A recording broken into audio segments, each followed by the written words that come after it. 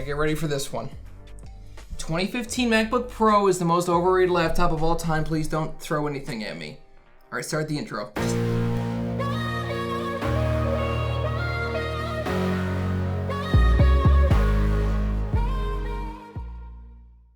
So 2015 MacBook Pro is a laptop I've ripped, and it's a laptop I've praised. And I've ripped it for different reasons than what I praised it for. And people just hate me because I just read titles and they think that that's what it means. But everybody should know that in YouTube, nothing is as it seems. I'm not even wearing a hat right now. What's happened over the last few years is that people have overspent for 2015 MacBook Pros, and that's why they're so overrated. I want to talk about the sticking points that everybody has with the 2015s, why they love them so much, and I also want to tell you that you should buy them, but I'll tell you why and which ones you should buy, because a lot of people are spending way too much money on computers that they shouldn't be buying, and they could get a better computer for less money. So let's begin. First, let's start with a little bit of a history lesson.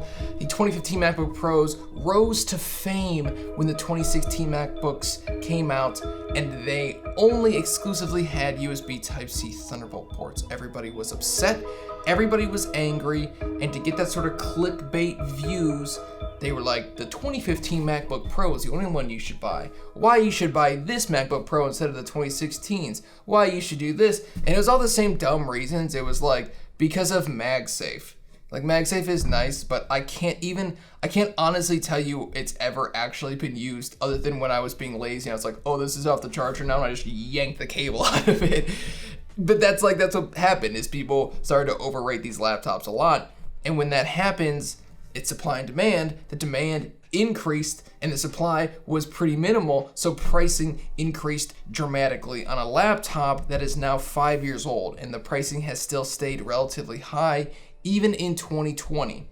I know it's just barely 2020, but late 2019, early 2020, you get what I'm saying.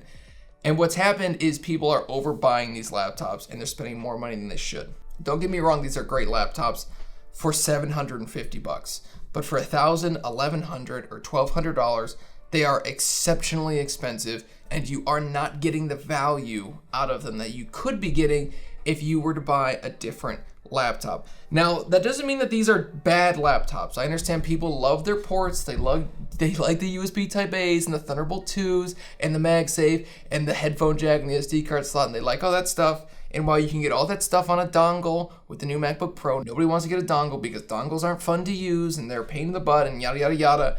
I don't think they're a big deal. I've never thought they were a big deal. It's a little bit of an annoyance, but it's not something that you can't manage if you buy a dongle. Should you buy MacBook Pro 2015 in 2020?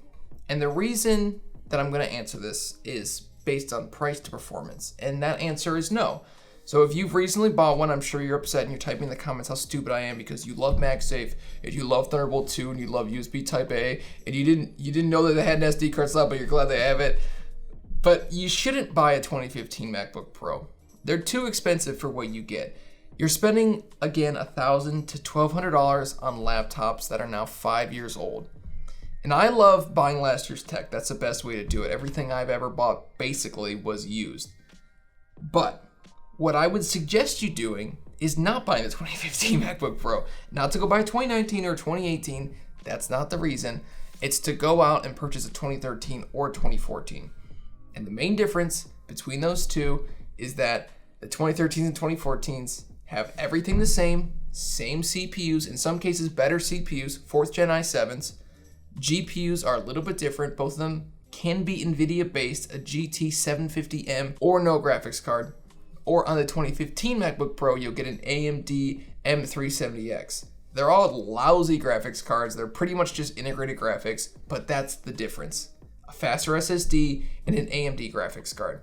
That's it. You're paying a ton of money because it's the 2015 and everybody overrated this laptop. I think what happened is that there were a couple people who were like, oh my God, I have 10 2015 MacBook Pros.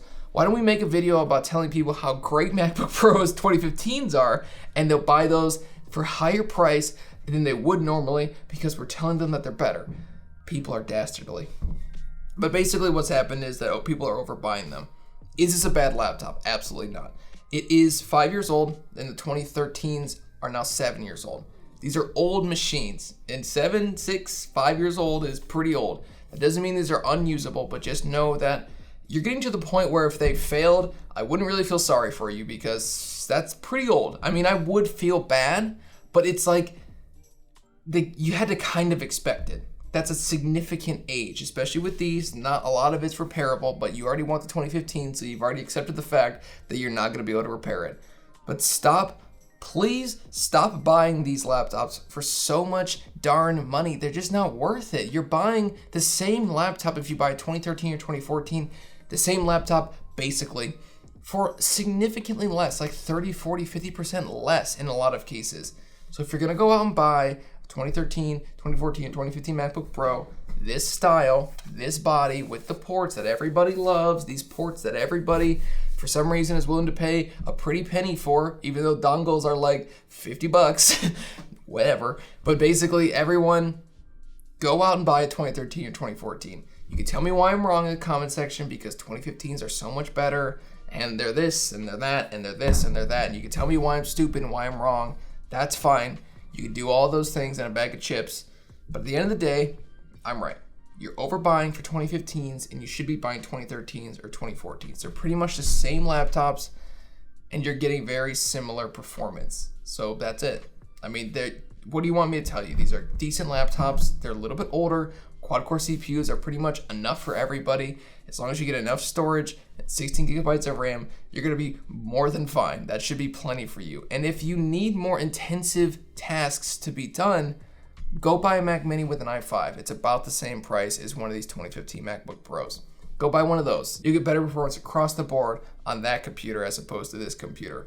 So spend your money however you want, but just know that 2015s are not the best laptops. They're good laptops, but you could get the same laptop for cheaper. I sound annoyed because I am. I'm frustrated that people are making these laptops seem like they're the holy grail of laptops. They're good laptops, but they never ever mention the 2013s or 2014s. Like, only buy the 2015. That's the only laptop that exists with these ports and this CPU, and I don't know why they have weird arms.